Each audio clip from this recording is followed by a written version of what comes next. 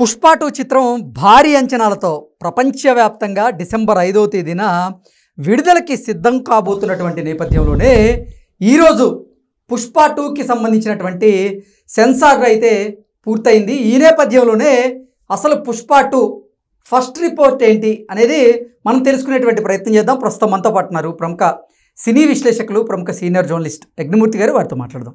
యజ్ఞమూర్తి గారు నమస్తే అండి. నమస్తే కృష్ణ. ఈరోజు పుష్ప 2 చిత్రం సెన్సార్ని పూర్తి చేసుకుంది. ఈ నేపథ్యంలోనే అసలు పుష్ప 2 ఫస్ట్ రిపోర్ట్ ఏంటి అంటే ఏం చెప్తారు? పుష్ప దగ్గరకు వచ్చేస్తూ ఉంది. సో ఆ ఎగ్జైట్మెంట్ లెవెల్స్ ఇంకా పెరిగిపోతూ ఉన్నాయి. ఎందుకంటే ఎప్పుడు డిసెంబర్ 5th వస్తుందా అని చెప్పేసి ఫ్యాన్స్ అందరూ కూడా, పుష్ప ఫ్యాన్స్, అల్లు అర్జున్ ఫ్యాన్స్ అందరూ కూడా ఎదురు చూస్తూ ఉన్నారు. అందరికీ తెలిసిందే. ఇది రీసెంట్గా చూసుకుంటే అంటే ఓవర్సీస్లో కొంచెం ఆ పేస్ ఏదైతే ఉందో మొదట్లో కనిపించినటువంటి ఆ ప్రీ సేల్స్ హవా కొంచెం నెమ్మదించిందని వినిపించింది. సో ఇప్పుడు మళ్ళీ ఆ ఊపు అందుకున్నట్టు కనిపిస్తూ ఉంది. ఓకే. సో దానికి సంబంధించినటువంటి పుష్ప సెన్సార్ సర్టిఫికేట్ కోసం వెళ్ళింది అనే వార్త దగ్గర నుంచి ఎవరికి వాళ్ళు ఇష్టం వచ్చినట్టు రాసేసుకుంటూ ఉన్నారు.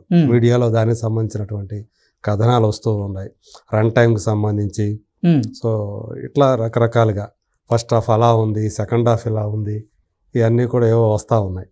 సో ఎవరికి తోచింది వాళ్ళు అదే, అంటే మేము చెప్పింది కరెక్ట్ అన్నట్టుగా రాసుకుంటూ వస్తున్నారు, చెప్తూ వస్తున్నారు. సో ఇవన్నీ పక్కన పెడితే మనకి ఆ సినిమాకి పనిచేసిన వాళ్ళు మనకు తెలుసు కాబట్టి అప్పటికే మనం ఇప్పటిదాకా తెలిసినా కూడా ముందే చెప్పకూడదనే ఉద్దేశంతో మనం రివీల్ చేయట్లా. ఇప్పుడు కూడా మనం రివీల్ చేయట్లేదు. కాకపోతే రన్ టైం వచ్చేసి దీనికి 3 గంటల 20 నిమిషాల పైన ఉందనేది ఖాయం. ఇప్పటి వరకు చూసుకుంటే రీసెంట్ ఇయర్స్లో యానిమల్ అనేది ఎక్కువ రన్ టైం ఉన్న సినిమా. అది 3 గంటల 21 నిమిషాలు ఉంది. అవును. ఇది కూడా దాదాపు అలాగే అంతే ఉంది అని చెప్పేసి మనకి తెలిసినటువంటి విషయం. ఓకే. ఇంకా సెన్సార్ సర్టిఫికేట్ వస్తే మనకు అథెంటిక్గా తెలిసిపోతుంది. కాకపోతే ఇప్పుడు ఏంటంటే యానిమల్కి దీనికి డిఫరెన్స్ ఏంటంటే ఈ సినిమాకి 10 నిమిషాల సేపు యాడ్లు రాబోతున్నాయి. సినిమాకి ముందు అలాగే ఇంటర్వెల్లో 5 నిమిషాలు వేస్తారా లేకపోతే 10 నిమిషాలు వేస్తారా తెలియదు. అంటే అన్ని కంపెనీలు దీంతో ఒప్పందం కుదుర్చుకున్నాయి. అర్థమైంది. 25 కంపెనీల పైనే.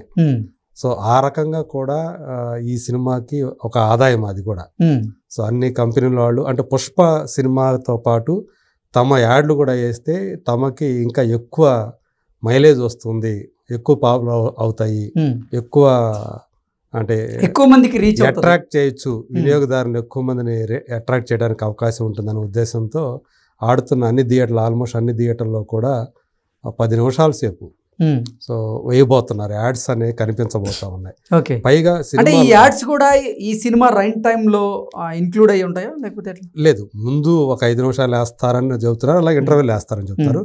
కొన్ని వచ్చేసి ఆల్మోస్ట్ అందులో 20 పైనే బ్రాండ్లు మనకి సినిమాలో వివిధ రూపాల్లో మనకి కనిపించబోతున్నాయి, వాటి ఉత్పత్తులు కనిపించబోతున్నాయి. ఓకే.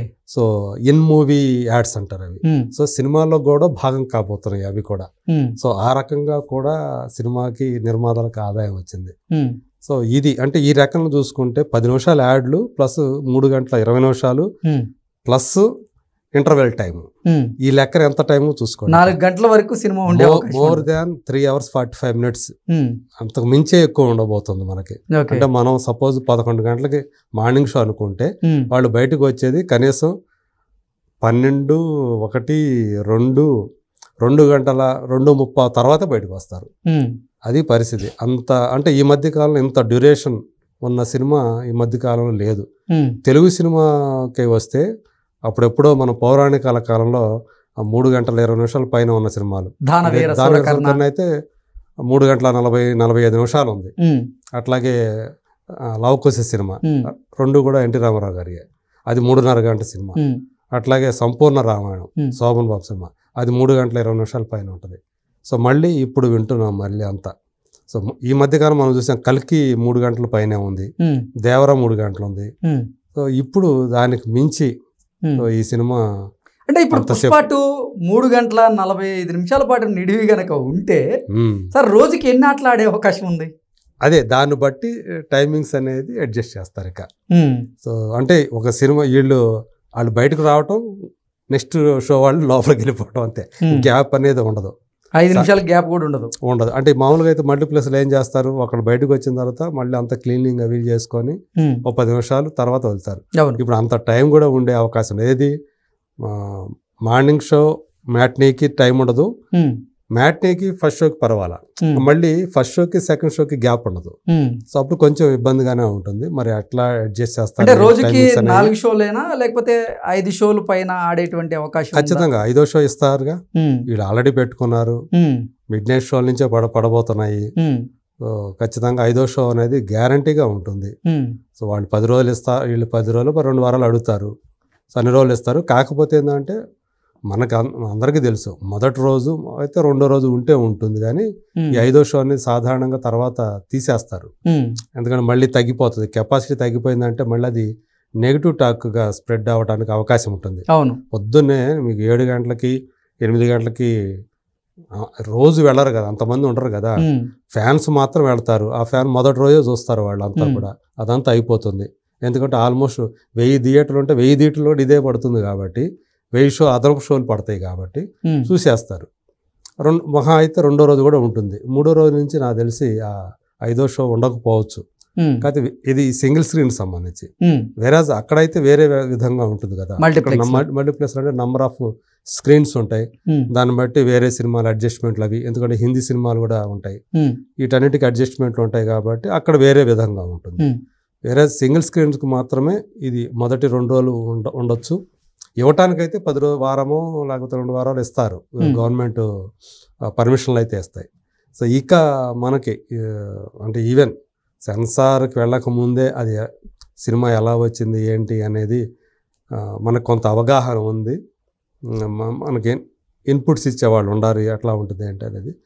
క్లైమాక్స్కి సంబంధించి మాత్రం ఇదివరకు కూడా నేను అంటే మన దాంట్లో చెప్పలేదు, కానీ ఎవరూ ఊహించని విధంగా అంటే ఇప్పుడు దాకా మనం ఎవరైతే అనుకుంటున్నామో వాళ్ళతో కాకుండా ఇంకొక యాక్టర్ తోటి ఆ ఫైనల్ ఫైట్ అనేది ఉంటుంది. ఓకే, ఎవరు ఊహించినటువంటి ఒక కొత్త యాక్టర్ దీంట్లో మళ్ళీ అందులో ఫైనల్ ఫైట్ క్లైమాక్స్ ఫైట్ అనేది. అయితే ఆ క్లైమాక్స్ ఫైట్కి సంబంధించినటువంటి ఎవరైతే కనపడతారో ఆ లుక్ బయటకు వచ్చేసింది. ఓకే, ట్రైలర్లో ఉంది అది. సో ఎవరన్నా సరే చూసుకుంటే గమనించవచ్చు. ఓకే, ప్రత్యేకించి కొంతమంది ఆర్టిస్ట్ గురించి కూడా రాసుకొచ్చారు. సో మొత్తానికి అది ఒక సెన్సేషనల్గా ఉండబోతోంది. ప్రీ క్లైమాక్స్ అనేది కొంతమంది ఏంటంటే, నేను చూశాను ఒక పేరు పొందిన సైట్లో ఫస్ట్ పార్ట్ ఎమోషనల్ రైడ్గా ఉంటుంది, సెకండ్ హాఫ్ యాక్షన్తో ఉంటుంది. వాళ్ళు సరిగ్గా రివర్స్ చెప్పారు. ఓకే, అంటే ఫస్ట్ పార్ట్ మొత్తం కూడా ఎక్కువ యాక్షన్ ఓరియంటెడ్గా ఎక్కువ ఫైట్ సీన్లు ఉండేదంతా కూడా ఫస్ట్ పార్ట్లోనే ఉంటాయి. సెకండ్ హాఫ్లో వచ్చేటప్పటికి ప్రీ క్లైమాక్స్ అనేది ఆ ఎమోషన్ అనేది చాలా బాగా వచ్చింది. ఎమోషనల్ లీడ్ ఏదైతే ఉంటుందో, క్లైమాక్స్కి లీడ్ ఏదైతే ఉంటుందో ప్రీ క్లైమాక్స్ అంటాం కదా, అది మాత్రం అద్భుతంగా వచ్చిందని చెప్పేసి మనకి తెలుస్తూ ఉంది. ఇంటర్వెల్ బ్లాక్ కూడా ఈ సినిమాలో అది మెయిన్ విలన్ మీదే ఉండబోతా ఉంది అది. సో అక్కడ ఒక ట్విస్ట్ ఉండబోతా ఉంది అనేది మనకు అందినటువంటి సమాచారం. అలాగే ఇప్పుడు శ్రీవల్లి క్యారెక్టర్ గురించి కూడా చాలా వస్తున్నాయి. ఈవెన్ తను కూడా హింట్ ఇచ్చేసింది. సో 5 సంవత్సరాల పాటు నేను ఈ టీంతో ట్రావెల్ చేశాను. సో ఇది లాస్ట్ డే షూట్ చాలా ఎమోషనల్గా అనిపిస్తుంది, ఏడుపు వస్తుంది అని చెప్పేసి కూడా ఆమె చెప్పింది. అది అని ఆమె హింట్ కూడా ఇచ్చేసింది తన క్యారెక్టర్ సంబంధించి కూడా. ఎందుకంటే పార్ట్ 3 ఉన్నప్పటికీ కూడా సో ఇది నాకు ముగిపోతుంది అనేది చెప్పకనే చెప్పేసినట్లే ఆమె. సో అంటే మేము కొన్ని వార్తలు కూడా చూసాం, రష్మిక ఇప్పుడు పుష్ప 2లో చనిపోయిపోతుందని. ఆ పాత్రని చంపేసి ఇప్పుడు రష్మిక వాడినటువంటి కాస్ట్యూమ్స్ ఏవైతే ఉన్నాయో అవి పుష్ప ధరిస్తాడు, అవే గంగమ్మ జాతరలో ఉన్నటువంటి ఆ సీర అని కూడా కొన్ని వార్తలు వచ్చాయి, చెప్తూ ఉన్నారు. ఎందుకంటే డైలాగ్ కూడా ఒకటి ఉంది కదా, మొగుడు పెళ్ళాం మాట వింటే ఎట్టా ఉంటుందో ఈ ప్రపంచానికి చూపిస్తా అంటాడు కదా, రావు రమేష్ క్యారెక్టర్తో చెప్తాడు. సో దానికి అది కూడా లింక్ చేసి చెప్తూ ఉన్నారు. కాకపోతే జాతర అనేది చాలా హైలైట్గా ఉండబోతోంది. క్లైమాక్స్లో కూడా జాతర హైలైట్గా ఉండబోతా ఉంది. మొత్తానికి మనకి తెలిసినంత వరకు మెయిన్ విలను థర్డ్ పార్ట్లో కూడా కంటిన్యూ అవుతాడు ఫహద్ ఫాజిల్ క్యారెక్టర్. సో కాబట్టి క్లైమాక్స్ ఎలా ఉంటుంది ఏంటి అనేది మనకు ఒక చిన్న క్లూ దొరికినట్లే అనమాట. ఓకే. సో ఖచ్చితంగా ఈ సినిమాలో తన ఐడెంటిటీ ఏదైతే ఉందో, ముల్లేటి అనే ఇంటి పేరుని తనకి దొరకకుండా పెట్టుకోవడానికి లేదని చెప్పేసి అన్న అంటాడు కదా.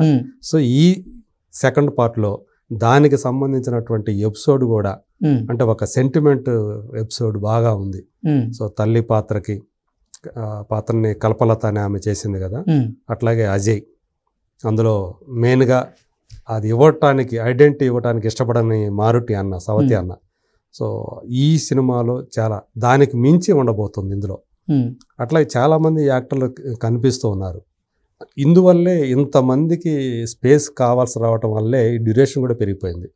ఎందుకంటే జగపతి బాబు, ఆదిత్య మేనన్ అన్నదమ్ములుగా కనిపించబోతున్నారు ఈ సినిమాలో. దాదాపు 11 మంది విలన్లు ఉన్నారు. ఈ 11 మంది విలన్లతోటి మరి పుష్పరాజు ఫేస్ చేయాలంటే కొంత కావాలి కదా టైము. సో అందు గురించి ఎంత టైం పడుతుందని చెప్పి మనం అనుకోవచ్చు. సో ఆల్రెడీ పార్ట్ 3కి సంబంధించినటువంటి సీన్లు కూడా కొన్ని ఆల్రెడీ తీసేసినట్టుగా దీంతో పాటు, ఎందుకంటే మళ్ళీ ఆ లొకేషన్స్కి వెళ్ళటం మళ్ళీ ఇబ్బంది అవుతుందని చెప్పేసి ఆ లొకేషన్కి సంబంధించి పార్ట్ 3లో వచ్చే సీన్స్ కూడా కొన్ని తీసేశారని కూడా మనకి అందుతున్నటువంటి సమాచారం. సో మొత్తానికి ఫస్ట్ హాఫ్ అంతా కూడా అంటే పుష్పరాజుకు సంబంధించినటువంటి అంటే ఈ సినిమాలో మరింత రిస్క్ చేసుకొని తను ఆ ఫైట్ సీన్స్ని చేశాడు. సో ఖచ్చితంగా ఇప్పుడు దాకా ఏదైతే డౌట్స్ ఉన్నాయో ఇంకా డౌట్స్ ఏమి పెట్టుకోవాల్సిన పని లేదు. సో బాక్స్ ఆఫీస్ని బద్దలు చేయడానికి పుష్పరాజు 2వ పార్ట్ తోటి డిసెంబర్ 5న రాబోతున్నాడు అనేది ఖాయంగా రాసి పెట్టుకోవచ్చు అని చెప్పేసి నాకు తెలిసిన వాళ్ళు, ఆ సినిమాకి సంబంధించిన వాళ్ళు చెప్తున్నటువంటి చాలా ఆత్మవిశ్వాసంతో చెప్తున్నటువంటి మాట. ఇది ఓవర్ కాన్ఫిడెన్స్ కాదు అని కూడా వాళ్ళు ఇదే first report. Okay sir, thank you so much అండి. Thank you.